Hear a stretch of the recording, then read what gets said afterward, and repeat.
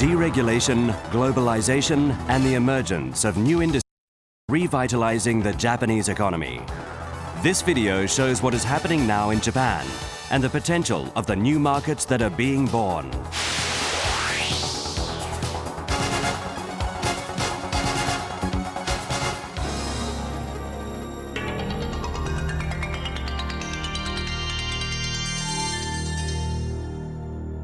You'll probably notice that this is a transmission center for satellite digital broadcasting. Now, satellite digital broadcasting enables the average company to operate its own channel.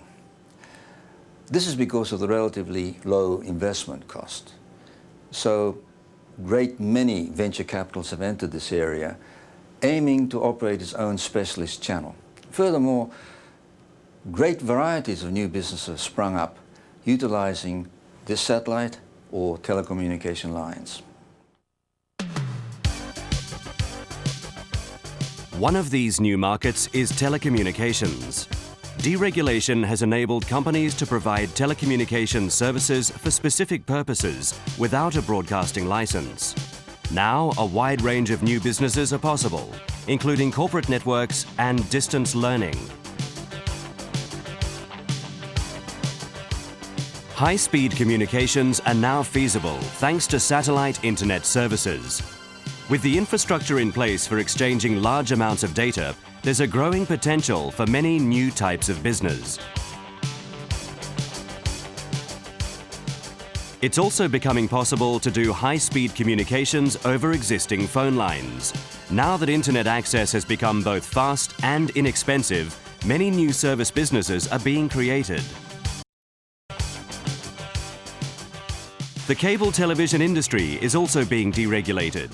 Cable is now attracting attention as a broadband infrastructure, not only for television programs, but also for internet, telephone, and telecommunications.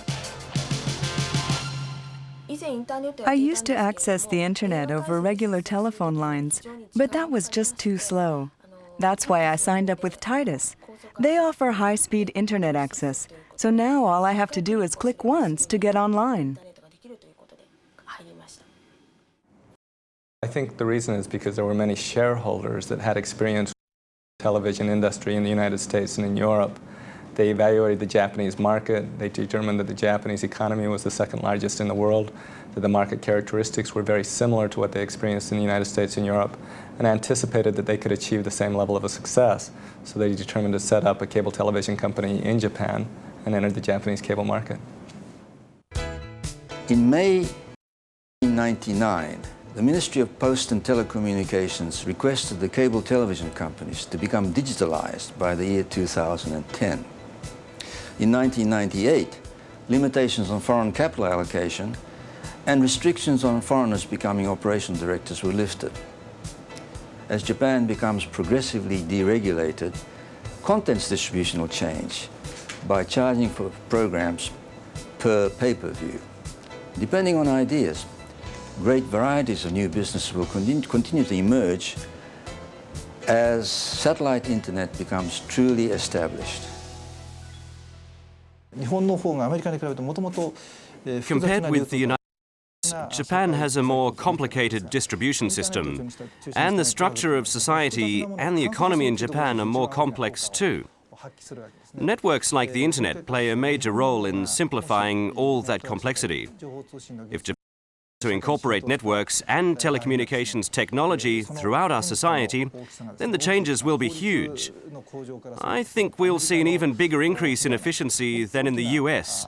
As a result, Japan's economy will become much stronger internationally.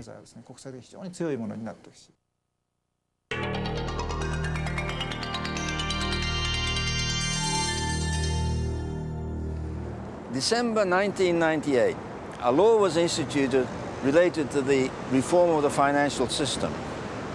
A system was set up to cope with the various consumer needs in the financial area. For example, the entry of investment trusts were encouraged through the over-the-counter sales at banks. October 1999, furthermore, commissions on stock sales were completely liberalized and a discount broker system came into being.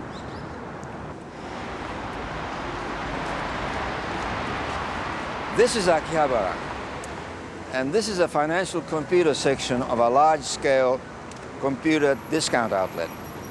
Computers are sold with various software, even those including customized for online trading. The spread of personal computers and the internet and the deregulation of brokerage commissions have transformed the securities industry. I've wanted to trade stocks for some time, but it was hard to get into. Now, by also learning how to use a computer, I'm killing two birds with one stone. Brokerage commissions for stock trading were completely deregulated in October 1999. Without that deregulation, online brokerages would have no advantage. So now we're seeing a sharp drop in brokerage fees. This will really create a revolution in the industry and bring in many new investors. But it's also necessary to have enough internet users in Japan. That number has been growing steadily, and as of last year, more than 10% of the population was using it. That's some 18 million people. We now have enough internet users to make our online business successful.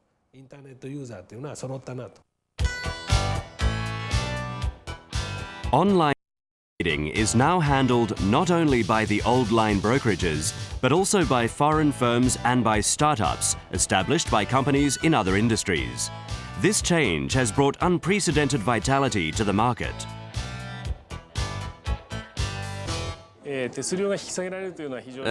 Of course, one benefit of deregulation is lower brokerage fees, but it's not the only one.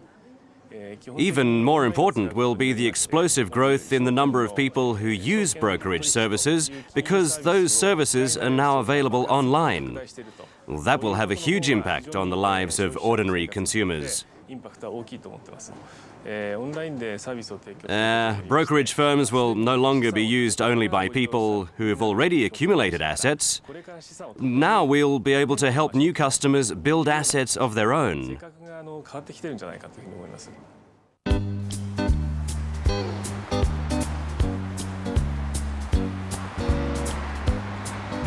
Not only is online trading growing quickly, money itself is changing.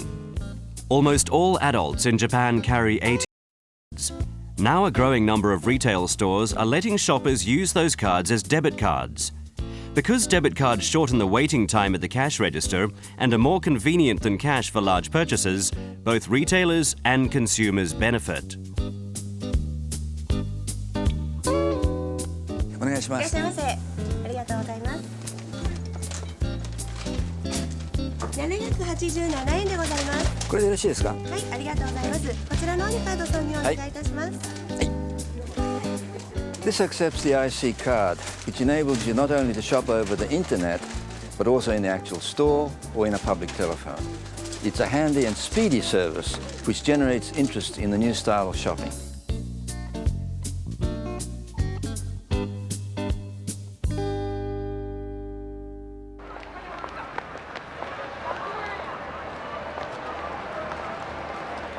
Various attempts are being made in order to bring about a marketing system that responds to consumer needs.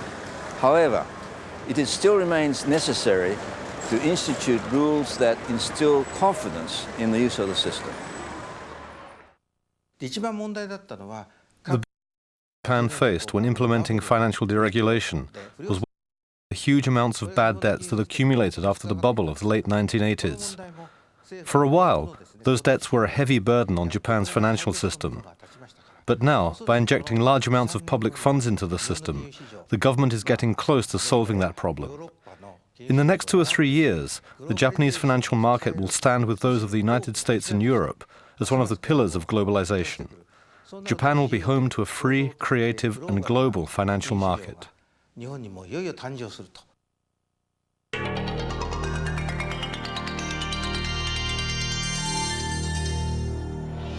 Next, let's look at new businesses in the distribution category and in the medical welfare category from the aspect of bringing about a variegated and enriched life for the citizens. An important deregulation in the distribution category was triggered by notification in April 1994 to relax the operation of the large-scale retail law. This makes it possible to freely open stores with areas up to 1,000 square meters or approximately 300 square feet, resulting in the entries of various foreign brand outlets, which advances the benefits of choice for the consumer in leaps and bounds. Here is a convenience store that was born through multiple deregulations in the energy category: self-service gas fills, sales of medicine, bank automated teller machines, etc. These were all things that could not be done before in one store. It can be said that this is a truly new type of multi-complex facility responding to a wide range of needs.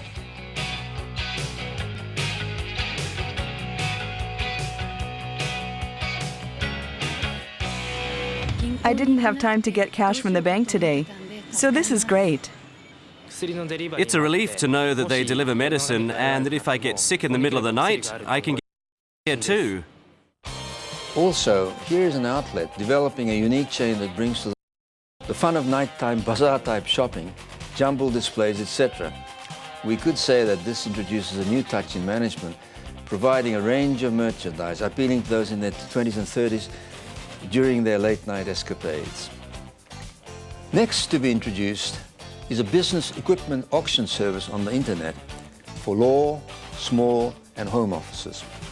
Centered on new products, by utilizing the interactive nature of the internet, the purchasing process itself is changed by setting up a mechanism for pricing decisions.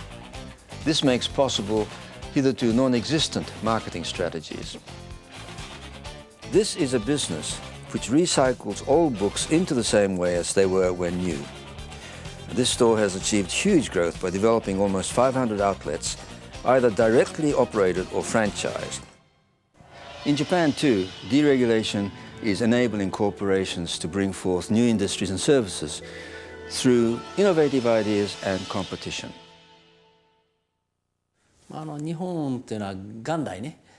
Japan used to be a very regimented country, with a highly regulated economy, but that has now.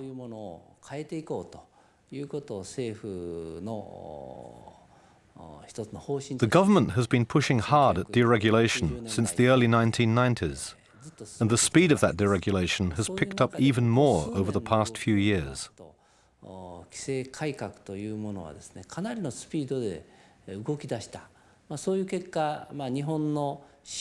The Japanese market is now easier for business people from other countries to enter and to do business in freely.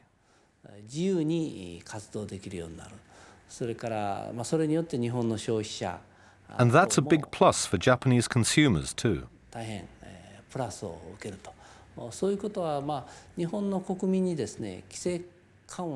The people of Japan now understand that deregulation is a good thing.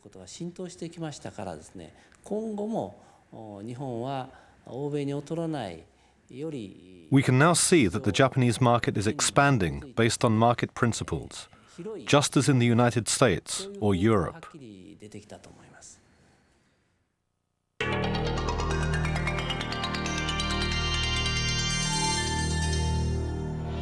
Japan's medical care system is about to undergo radical changes due to the turnabout in demographics.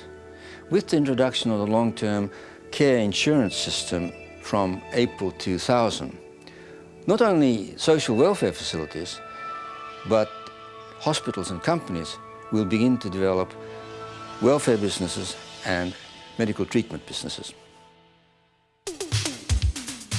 This is a training session for home helpers. This business has great potential because of the expected shortage of caregivers in the future. This business offers dental care to the elderly and disabled at their homes and other locations. It's an innovative combination of medicine, caregiving, and business. The deregulation of domestic airfares cut into this company's business supplying in-flight meals. So now it has begun providing meals for elderly people in their homes. The parcel delivery industry in Japan is very competitive. This company is taking advantage of its strength in small, local deliveries to distribute food to the elderly in their homes. This is the company that planned the system for distributing meals to elderly people. In the past, the company only designed and marketed nursing equipment, but now it sees big opportunities in providing services as well. By the year 2015, over 1/4 of the population of Japan will be 65 or older. At some point, everyone will be a caregiver, and eventually we will all have to receive care too. Every family will have to face these issues. When that happens, the family pays the cost in money and energy, and most of all in time. When people get those sorts of responsibilities, they're unable to travel. But if we can offer them a chance to spend some quality time in a good place, then their spirits will be refreshed. That sort of mental rehabilitation is more important than physical rehabilitation. What I'm doing is turning that into a business, a high value-added business. We started at Appi in the mountains in Iwate, and now we've started to offer the services in Kanucha, in Okinawa too. This new caregiving business allows people receiving care to fly together with their families to resorts. It helps them refresh their spirits and strengthen their family ties.